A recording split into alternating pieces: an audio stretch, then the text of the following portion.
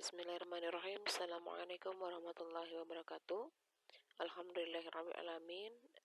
Kita panjatkan rasa syukur kepada Allah Subhanahu wa Ta'ala. Karena hari ini kita masih bisa bertemu di materi selanjutnya, yaitu tentang pembahasan tryout yang kedua. Ini merupakan pembahasan tryout terakhir sebelum menghadapi ujian madrasah. Miss Santi berharap mudah-mudahan kalian bisa mudah ataupun bisa tenang dalam mengerjakan UM nanti, dan mudah-mudahan TO2 ini bisa membantu kalian dalam memantapkan kembali ya materi ataupun jawaban-jawaban terhadap soal yang sebelum-sebelumnya sudah pernah kita bahas. Nah, soal biologis terbiasa dimulai dari nomor 18, yaitu di sini diminta untuk memasangkan antara contoh dengan gejala alam. Nah, di sana ada A, B, C, dan D. Ya, kita langsung masuk ke jawaban saja. Permukaan air danau membeku saat musim dingin. Ini merupakan contoh dari gejala alam abiotik. Ya, yang B, tumbuhan spora, tumbuhan paku menjadi propalium. Itu adalah gejala alam biotik. Bertambahnya tanaman eceng gondok yang mengapung itu juga gejala alam biotik. Dan populasi ulat bulu di suatu wilayah mengalami peningkatan secara tidak terkendali, itu juga menunjukkan gejala alam biotik ya. Lagi-lagi Miss Santi ingatkan, gejala alam biotik ini adalah gejala alam yang melibatkan makhluk hidup, dan sedangkan gejala alam abiotik adalah yang tidak melibatkan makhluk hidup. Nah, berdasarkan pemahaman tersebut, maka di sini jawabannya adalah yang B. Soal nomor 9, yaitu tentang ciri-ciri makhluk hidup. Ada gambar 1, 2, dan gambar kelima. Ini diminta kalian bisa mengurutkan urutan gambar tersebut ya. Dari gambar tersebut kalian bisa menentukan ciri-ciri makhluk hidup yang ditunjukkan. Nah, gambar pertama itu adalah gambar burung yang sedang terbang, maka itu menunjukkan ciri-ciri bergerak. Gambar yang kedua itu menunjukkan ada seekor ayam, induk ayam yang di belakangnya ada anak-anaknya. Ini menunjukkan ciri makhluk hidup, reproduksi atau berkembang biak. Dan sedangkan gambar selanjutnya ini menunjukkan tentang ciri-ciri makhluk hidup, di mana makhluk hidup itu mengalami tumbuh. Jadi jawabannya adalah yang A. Nomor 20, di sini ada kunci determinasi dari 1 sampai 4. Ya, kelabang atau lipan yang sedang diamati seseorang siswa mempunyai ciri-ciri. Nah, kelabang atau lipan ini kita tahu bahwa tubuhnya tidak terbagi menjadi kepala, dada, dan perut. Jadi dari kunci determinasi kita bisa memilih 1B. Dari 1B kita harus ke statement nomor 2. Dari yang nomor 2 kita pilih tubuh terbagi menjadi kepala dan tubuhnya berruas-ruas. Berarti adalah pada 2B. Kemudian dari nomor 2 kita 2B lanjut ke nomor 4 ya.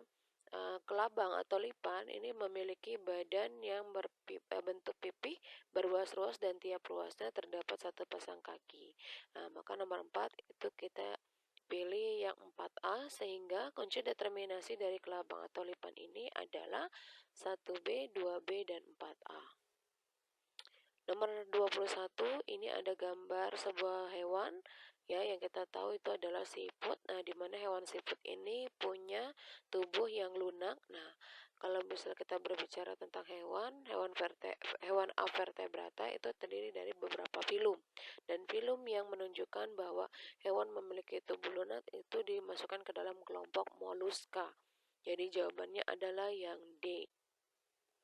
Nomor 22 ini adalah struktur sel dari sel tumbuhan. Nah, di sana ada simbol WXYZ. Ya, bagian yang W itu adalah vakuola, yaitu fungsinya menyimpan cadangan makanan. Yang X itu adalah dinding. Dinding sel ini sebagai pelindung dan juga sebagai pemberi bentuk sel pada sel tumbuhan. Kemudian bagian Y itu ada kloroplas, yaitu merupakan tempat berlangsungnya fotosintesis. Dan sedangkan bagian yang Z itu adalah nukleus yang mengatur seluruh kegiatan sel. Nah, bagian yang berfungsi sebagai penyimpan cadangan makanan dan tempat berlangsungnya fotosintesis itu ditunjukkan oleh huruf W dan Y secara berturut-turut. Soal nomor 23, ada sebuah ekosistem. Apabila populasi ular di kedua ekosistem tersebut banyak diburu untuk diambil kulitnya atau dijadikan obat-obatan, apabila kegiatan tersebut terus dilakukan dan populasi ular habis, manakah ekosistem yang lebih stabil? Ekosistem yang lebih stabil itu adalah ekosistem hutan. Kenapa? Karena peranan ular sebagai predator kelinci dapat digantikan oleh harimau dan elang. Nomor 24 ini tentang sendi, gambar persendian. Ini adalah sendi engsel. Ya, seorang atlet melatih otot bisepsnya dengan cara mengangkat dumbbell. Gerakan mengangkat dumbbell melibatkan peranan sendi yang seperti yang ditunjukkan pada gambar. Mekanisme yang terjadi gerakan tersebut adalah gambar pada soal menunjukkan tulang lengan atas yang P dan tulang lengan tulang hasta yang Q. Persendian yang terdapat di antara tulang hasta dan tulang lengan atas disebut sendi engsel, di mana sendi engsel ini memungkinkan pergerakan ke satu arah. Gerakan lengan bawah yang menekuk ke atas saat mengangkat dumbbell dapat terjadi karena tulang hasta bergerak seperti engsel dan tulang lengan hasta berada dalam posisi diam. Sehingga jawabannya adalah yang C. Nomor 25, di sini ada gambar percobaan untuk mengetahui volume udara pada proses pernapasan, ya. Yang ditanyakan adalah udara tidal dan volumenya pada uji pernapasan tersebut. Udara tidal adalah udara pernapasan normal biasa yang berjumlah 500 mili atau 500 cc. Nah, dari keterangan ini kita bisa lihat diagram atau gambar yang ada di dalam soal. Nah, untuk jumlah yang 500 mili atau 500 cc itu ditunjukkan oleh bagian nomor 2, ya. Jadi jawabannya adalah yang B. 26, Lisa dan Nina melakukan praktikum uji kandungan zat gizi beberapa jenis bahan makanan. Hasil pengamatan dituliskan dalam bentuk tabel berikut, ya. Dari pernyataan ini, kesimpulan yang tepat berdasarkan tabel hasil pengamatan tersebut adalah yang D. Ya, di sini ada keterangan yang kita tahu dan kita ingat bahwa larutan Lugol adalah regen yang digunakan untuk mengidentifikasi makanan yang mengandung amilum. Bahan makanan yang mengandung amilum jika diuji dengan Lugol akan memberikan perubahan warna menjadi biru kehitaman. Nah, dari tabel tersebut yang menunjukkan biru kehitaman adalah huruf M dan O. Lalu kemudian biuret adalah larutan yang digunakan untuk uji makanan yang mengandung protein. Bahan makanan yang mengandung protein jika diuji dengan biuret maka dia akan memberikan perubahan warna ungu. Nah, di dalam tabel yang berwarna ungu itu adalah huruf M dan P. Jadi berdasarkan hasil pengujian tersebut dapat disimpulkan sebagai berikut. Bahan makanan P mengandung protein, bahan makanan O dan Q itu mengandung amilum, bahan makanan M mengandung protein dan amilum, dan bahan makanan N tidak mengandung protein dan amilum. Sehingga jawabannya adalah yang D. Nomor 27, di sini ada aliran sistem peredaran darah. Proses peredaran darah yang sesuai dengan bagian ditunjukkan oleh gambar adalah sistem peredaran darah kecil itu melibatkan angka 3, 5, dan 2. Sedangkan sistem peredaran darah besar melibatkan angka 4, 6, dan 1. Ya, di sini yang merupakan bagian yang benar itu adalah bagian nomor 2 yang merupakan bagian dari peredaran darah kecil dan dialiri oleh darah yang kaya akan oksigen karena darahnya berasal dari paru-paru. Setelah terjadi difusi antara CO2 dan oksigen, maka darah yang mengandung oksigen akan dikeluarkan dari paru-paru untuk menuju ke jantung, yaitu bagian 2. Bagian 2 itu dikenal dengan serambi kiri. Nomor 28, perhatikan gambar nefron. Nah, di sana ada bagian yang R, S, T, dan U. Proses penyaringan zat-zat sistem metabolisme ditunjukkan oleh bagian yang ditunjukkan oleh huruf. Nah, bagian R itu adalah proksimal. Soalnya ini salah tulisan, proksimal. Proksimal di sini tempat terjadi penyerapan kembali zat-zat yang masih dibutuhkan oleh tubuh. Sedangkan yang S itu adalah glomerulus, yaitu menyaring zat-zat sisa metabolisme dari darah. Bagian yang T itu adalah bagian tubulus contortus distal, merupakan tempat penambahan zat-zat yang sudah tidak digunakan oleh tubuh ke dalam urin asli. Sedangkan bagian yang U itu disebutnya adalah kolektivus, yang merupakan tempat mengumpulkan urin asli yang akan dikeluarkan dari tubuh. Jadi jawaban yang B berdasarkan pertanyaan, proses penyaringan zat-zat sistem metabolisme itu terjadi di bagian huruf S. Jadi jawabannya adalah yang B. Nomor 29, di sana ada gambar organ reproduksi laki-laki. Nah, ditanyakan proses gametogenesis pada laki-laki terjadi pada bagian yang ditunjukkan oleh huruf. Nah, proses gametogenesis pada laki-laki dikenal dengan istilah spermatogenesis, yaitu proses pembentukan sel sperma yang terjadi di bagian testis yang ditunjukkan oleh huruf R. Jadi jawabannya adalah C. Nomor 30, produk bioteknologi konvensional yang memanfaatkan mikroorganisme Lactobacillus bulgaricus, Saccharomyces cerevisiae, Aspergillus swinnti, dan Acetobacter sulinum secara berturut-turut adalah Lactobacillus bulgaricus. Ini bisa digunakan untuk pembuatan keju. Jika dia digabungkan dengan Streptococcus thermophilus, maka dia bisa digunakan untuk fermentasi yogurt. Nah, Saccharomyces cerevisiae ini adalah jamur yang digunakan untuk fermentasi tapai. Aspergillus swinnti ini adalah jamur yang digunakan untuk mengfermentasi kecap, pembuatan kecap, sedangkan Acetobacter sulinum ini adalah bakteri yang digunakan untuk pembuatan nata de coco. Nah, jadi jawabannya adalah yang C. Nomor 33, ini ada sebuah data dari hasil dari percobaan fotosintesis, dan data hasil percobaan yang diperoleh adalah seperti ini. Ya, percobaan A diletakkan di tempat yang teduh dengan menambahkan natrium karbonat, ya, natrium NaHCO3. Menit ke-5 hasilnya 46, menit ke-10 50, dan rata-ratanya adalah 48. Dari hasil percobaan ini, sebenarnya kita bisa membandingkan, kita bisa memisahkan, memilah terlebih dahulu. Pertama adalah percobaan fotosintesis yang terkena matahari dan penambahan NaHCO3 yang ditunjukkan oleh percobaan A dan C. Nah, A diletakkan di tempat teduh dan penambahan NaHCO3, sedangkan yang C diletakkan di tempat yang terkena cahaya matahari serta dengan penambahan NaHCO3. Dari dua percobaan tersebut menunjukkan jumlah gelembung yang dihasilkan dari percobaan C jauh lebih banyak dibandingkan percobaan A. Sedangkan percobaan fotosintesis yang hanya melibatkan cahaya matahari itu ditunjukkan oleh percobaan D dan B. Dari percobaan B dan D ini didapatkan bahwa percobaan D yang merupakan fotosintesis yang terjadi pada lokasi yang terkena cahaya matahari secara langsung menghasilkan gelembung lebih banyak dibandingkan percobaan yang dilakukan di tempat yang teduh, yaitu percobaan B. Nah, dari hasil percobaan tersebut, maka kita bisa simpulkan bahwa dalam proses fotosintesis dipengaruhi oleh beberapa faktor. Ada dua faktor berdasarkan percobaan tersebut. Yang pertama adalah cahaya matahari. Jika tumbuhan diletakkan di bawah matahari langsung, maka proses fotosintesis akan berlangsung semakin cepat. Artinya dia bisa menghasilkan jumlah gelembung lebih banyak. Kemudian NaHCO3, penambahan NaHCO3 dapat meningkatkan konsentrasi CO2 sebagai bahan fotosintesis, maka semakin banyak CO2 yang digunakan untuk proses fotosintesis, maka semakin banyak pula gelembung udara yang dihasilkan dalam proses fotosintesis tersebut. Ya. Ini adalah jawabannya seperti itu. 34, di sini ada gambar penampang melintang batang dikotil. Ya, ada huruf K, L, M, dan N. Bagian K itu adalah jaringan kambium yang merupakan jaringan yang bertanggung jawab dalam pembelahan sekunder pada tumbuhan.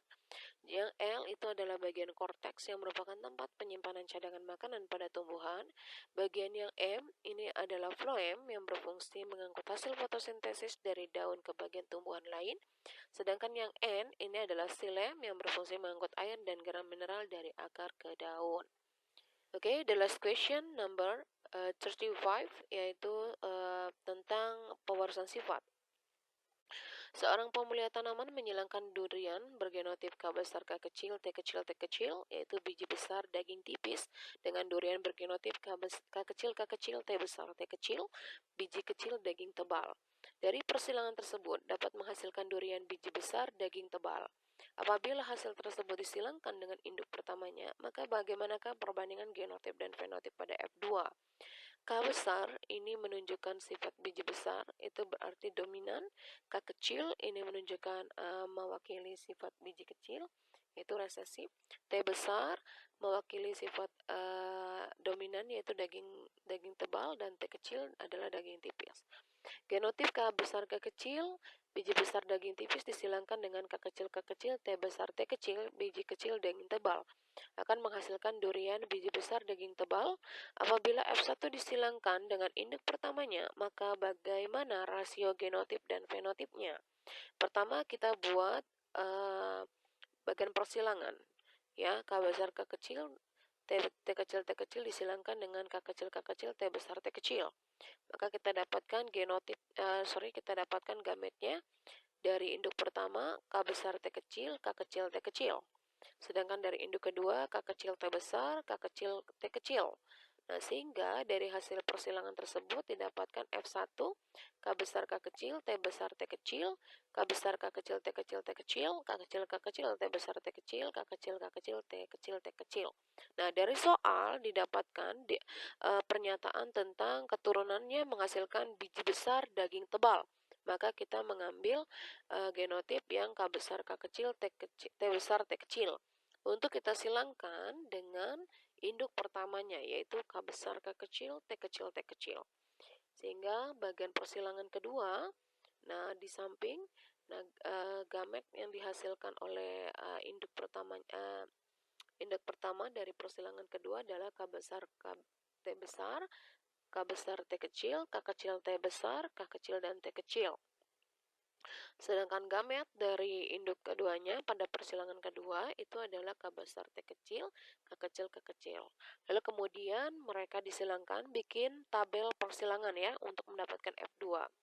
Nah, sehingga rasio genotip yang dihasilkan adalah K besar T besar T kecil sebanyak 1 berbanding K besar T kecil 1, K besar T besar T kecil 2, K besar K kecil T kecil ada 2, K kecil T besar T kecil 1, K kecil T kecil 1. Nah, rasio fenotipnya biji besar daging tebal itu ada 3, biji besar daging tipis itu ada 3. Ingat, ya, kalau biji besar daging tebal berarti harus mengandung simbol K besar dengan T besar. Jadi setiap ada K besar dengan T besar itu adalah biji besar daging tebal.